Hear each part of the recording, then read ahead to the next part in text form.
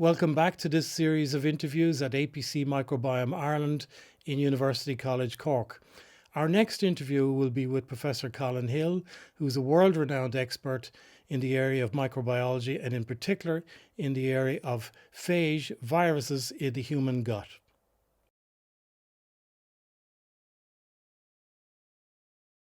Well, a virus is probably the most extraordinary thing in biology, I think. It's a small protein package that contains a genome. Now, that genome can be DNA, it can be RNA, it can be single-stranded DNA, single-stranded RNA, very varied. And what it does is it infects living cells. It cannot replicate by itself. It's a biological entity, but we don't consider it to be living.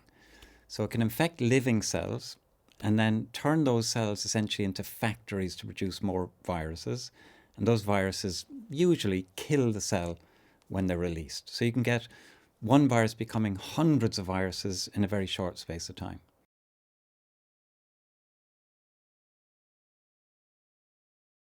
It's a reasonable assertion because for the cell that becomes infected, it's very bad news. 90% of cells, probably 99% of cells that are infected will end up being killed by that virus. What we have to think in the microbial world is we don't think in terms of individuals. An individual cell is irrelevant. It's the population that matters. So for a population of bacteria, a virus could actually be good news. For the individual cell, it is certainly a bit of bad news. Viruses in the gut, probably about 1-to-1 with their bacterial counterparts. In seawater, it's about 10-to-1, 10 viruses for every bacterium. And we call those viruses bacteriophage, bacterial eaters. They destroy and eat bacteria. So in the gut, it's about 1-to-1. But a lot of that is to do with the structure of the gut, if you like. It's a physical structure. And viruses can't move. They don't have motility. So once a bacteria, let's say, is stuck in a piece of mucus or a piece of fecal matter bursts, the viruses essentially stay very close to that original site. In seawater, of course, they can spread and find new targets more easily. There's a famous paper in Nature in 2012 which says the only way to maintain a diverse, complex ecosystem is to have predators. If you don't have predators, you won't get a diverse, complex ecosystem. And if you think of it, that's exactly what the microbiome is. And in nature, in deserts and jungles and in any environment, you need predators. Otherwise, the fastest growing thing will eventually dominate the entire environment and usually ruin that environment. So phage and predators play a really important role in structure and diversity of the gut microbiome. They're very difficult to grow. To grow a virus or a phage, you have to have the exact cell type that it infects. These bacterial viruses, for example, if I have a bacterial virus that infects E. coli, which is a very common gut bacterium, it will not infect Bacteroides, which is another very common, and it won't infect Clostridium, and so on. They're very narrow. And even an E. coli virus won't infect all E. coli. It'll only infect selective E. coli. So you have to have the right bug to grow the right virus. Now, we think in the gut there could be tens of thousands of different viruses, of which we've grown a handful. So that's why they're underexplored and essentially ignored to a large extent. They were discovered back in 1915 and 1917 independently by two researchers, Frederick Twart in University of London in 1915 and independently Felix Durrell in the Pasteur in 1917. And Felix Durrell immediately thought, oh, look, these could be used to treat infectious disease. And so this isn't a new thought. We've, as you said, more than 100 years. But I think it's that specificity has held them up. You know, you could be infected with E. coli and I might have a phage that will work for you. I could be infected with E. coli, the same phage might not work. Chances are the same antibiotic will work for both of us, unless, of course, you have a superbug E. coli, which is resistant to one. So I think that's what's held them up, that specificity. In Russia, they did continue using phage for treating infection, and they still do. But each preparation of phage contains hundreds of phages, and they're completely uncharacterized. And Western medicine really won't accept uncharacterized treatments as viable alternatives to antibiotics. Its biggest strength is also its Achilles heel. What we need to get to, I think, for phage to become a niche alternative to antibiotics, and we're getting there, is that if you come into a hospital with an infection or come into your GP with an infection, we need to be able to identify within minutes exactly what bug you have and what phage it is most likely to be sensitive to, and then to select that phage from a toolbox of phages. Now, you can't imagine a GP surgery having hundreds of different phages that they would select from. That might be able to happen in a hospital setting, but even then. But I think we are getting to a point where we can sequence bacteria now very, very quickly. So we may be able to sequence a bacterium, determine what it is, what phage is likely to kill it, select that phage, and they're doing that a bit in Belgium. It's called magistral preparations. Every preparation is designed specifically for the individual that's infected. We're a long way from that being commonplace. We could, but remember, any phage that exists on Earth right now, and we believe there are over 10 million species of phage on Earth, it exists because it has never lost contact with its microbial partner. As soon as the phage loses contact with its microbial partner, it disappears. And so there's a vested interest for the phage to maintain contact with the bacterium that it infects. And we think there's a vested interest for the bacterium to maintain contact with the phage.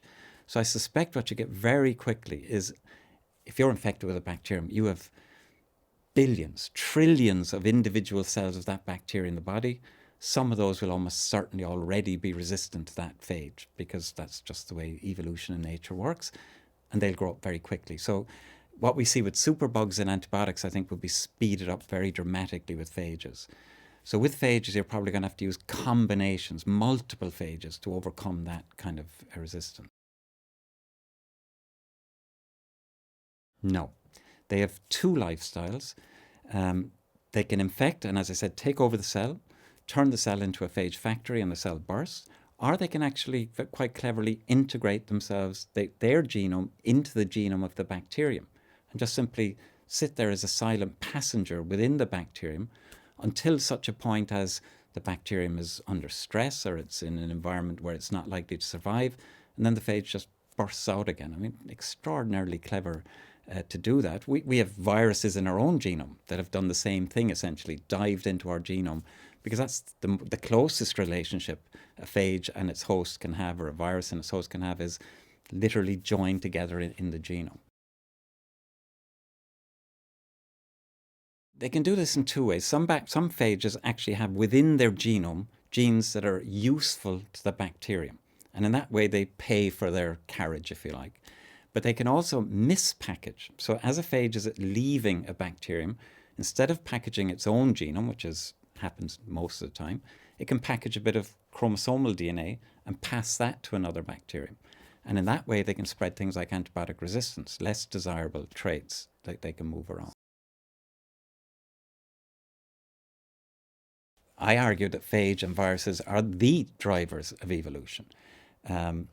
Again, if you look at a textbook, you will always see one phage, and I'm sure if I look in your book, I'll see the same. You see one phage infecting one cell, and there's a winner and a loser at the end of that. But if you present that at population level, I think what you'll see is they're dancing. They're not fighting. They're partners. They need each other. And we've shown, for example, that a bacterium in the presence of its phage is much more diverse within itself, if you like. It's expressing different things on its surface. It's trying to evade the phage and also accommodate the phage. And therefore, it's much more diverse, heterogeneous at the population level, and therefore much more ready for change. And of course, we think of the gut as a fairly stable environment, but it changes very rapidly when you eat, when you have an infection, when something happens, antibiotics. And so we think bacteria are much better prepared for change when they're in the presence of their phage. Yeah, it's extraordinary. Some of these phages have immunoglobulin binding domains on their heads, so they bind to the epithelium, to the mucus, in a way that they face outwards into the lumen of the gut to find bacteria going past. We can raise antibodies against phage. We can detect antibodies in our bloodstream against the phage in our gut. So there's definitely a phage host, as in human host, interaction as well.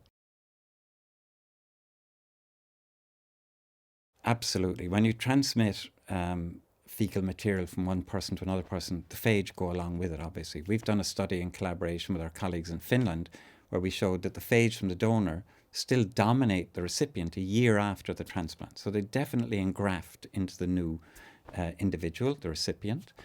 And we think they also play a role. A scientist in Germany has shown that not only in 5 people, so we can't put too much store in it, that just transferring phage, not the bacteria in a fecal virome transplant, he called it, worked just as well in the treatment of Clostridioides difficile. So I think the phage going across are a big part of the process. It's not a very good analogy maybe, but to illustrate the importance of predators is they released about 120 rabbits or something in Australia in 1890, around that time. By 1920, there were 10 billion rabbits in Australia. They had no predators. They were destroying their environment. Now, if we were to take one of those rabbits from Australia and put them back into Ireland, they'd be killed within minutes by an eagle, a fox, a dog, something, because they've lost the ability to sense and respond to predation. They would be very clumsy, useless animals, if you like. But from their point of view, they've been incredibly successful in Australia because they just grew and grew and grew. But for that ecosystem, they're a disaster. So moving bacteria around without their predators, I think we will discover in time, was an error. I can see a time when we will say, wasn't it extraordinary that we would take a bacteria out of its environment where it's exposed to phage, grow it in test tubes and steel tanks and put them into tablets, and give them back to people and say, why aren't they working? We're putting the rabbit back into Ireland and we're saying, why aren't you adapted? Why aren't you doing something? So I think phage will play a very important role in programming bacteria to deliver their ultimate function.